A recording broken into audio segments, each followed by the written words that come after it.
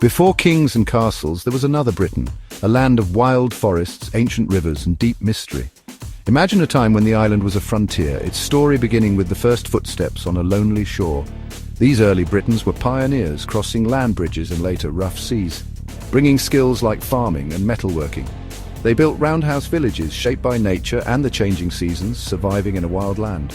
Their greatest enigma? Stonehenge, raised over centuries, aligned with the sun and moon, a testament to their engineering and spiritual depth.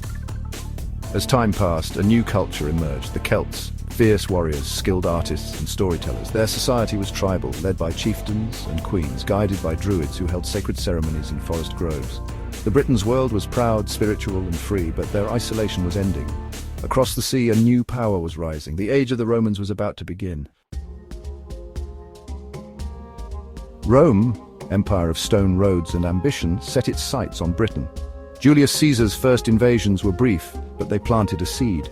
Nearly a century later, in 43 AD, Emperor Claudius sent 4 legions to conquer.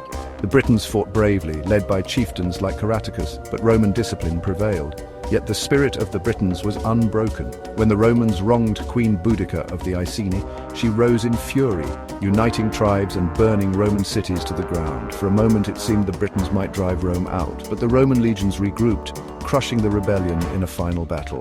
Boudicca's fate is a mystery, but her defiance became legend, a symbol of the Britons' will to resist. The cost of empire was high, and the struggle for freedom left scars that would never fully heal. Rome had conquered, but it had not tamed the British spirit. Now a new era would begin, one of uneasy coexistence. The island was forever changed, but the story was far from over.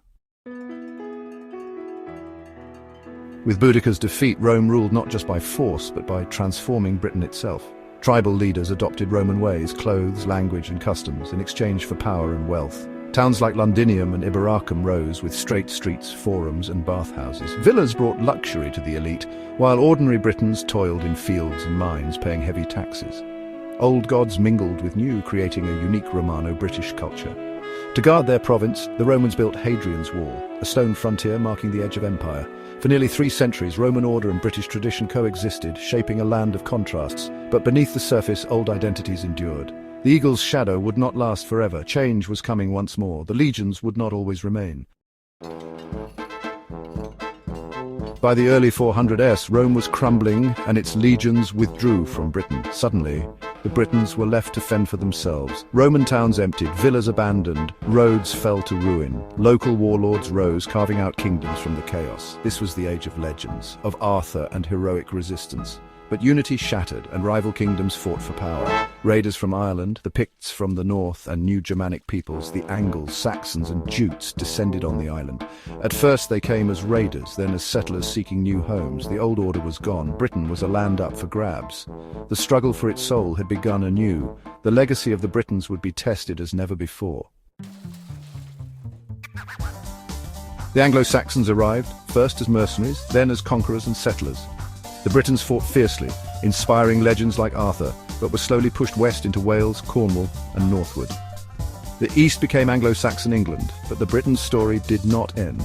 Their language survived in Welsh, their culture in stories and place names. They built Stonehenge, defied Rome and adapted to change. Their saga is one of survival and transformation. The blood of the Britons still flows in Britain today. Their legacy endures in the hills, rivers and legends of the land. When you look at Britain's ancient landscape, echoes of their journey remain.